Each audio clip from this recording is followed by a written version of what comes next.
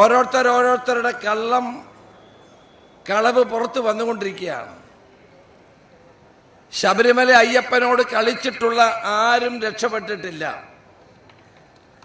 അത് തെളിയിച്ചുകൊണ്ടിരിക്കുകയാണ്. ഒരു Devaswom board president അകത്തായി, ഇനി എത്ര ദേവസ്വം ബോർഡ് പ്രസിഡന്റുമാര് അകത്തു പോകുന്നു എന്ന് മാത്രം ആലോചിച്ചാൽ മതി. ദേവസ്വം ബോർഡ് പ്രസിഡന്റായ വാസു കൊട്ടാരക്കര ജയിലിലാണ്. വാസു മാത്രമല്ല ജയിലിലാകാൻ പോകുന്ന, ഇനിയും നിരവധി പേരാകാൻ പോകുന്നു.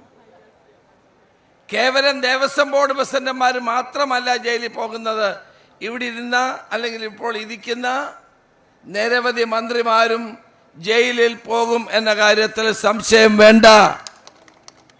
കാരണം അയ്യപ്പന്റെ മുതൽ കട്ടവരാണിവർ. പോറ്റി വളർത്തിയത് ആരാണ്? പോറ്റി വളർത്തിയത് ആരാണെന്ന് തെളിഞ്ഞുകൊണ്ടിരിക്കുകയല്ലേ ഇപ്പോൾ. പ്രമുഖ വ്യവസായിയായ വിജയ മല്യ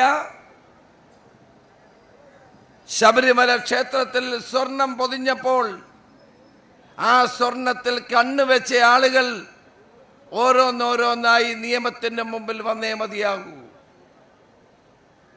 വാസു മാത്രം വിചാരിച്ചാൽ ഇത് ചെയ്യാൻ കഴിയുമോ? അന്ന് വാസു ദേവസ്വം ബോർഡ് പ്രസിഡന്റ് അല്ല, കമ്മീഷണറാണ്. ദേവസ്വം കമ്മീഷണറാണ്.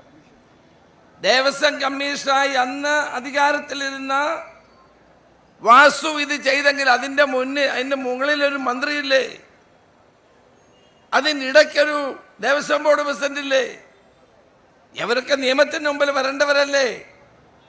ഇപ്പൊ ചിലരെയൊക്കെ നോട്ടീസ് കൊടുത്ത് വിളിക്കുമ്പം അവർക്ക് അസുഖമാണ് എന്ന് പറഞ്ഞ് SITയുടെ മുമ്പിൽ ഹാജരാവാതിരിക്കുന്നു. അവരുടെ അസുഖം എന്താണെന്ന് എല്ലാവർക്കും ബോധ്യമുള്ള കാര്യമാണ്. ശബരിമലയിലെ സ്വർണം മുഴുവൻ അടിച്ചു മാറ്റി അത്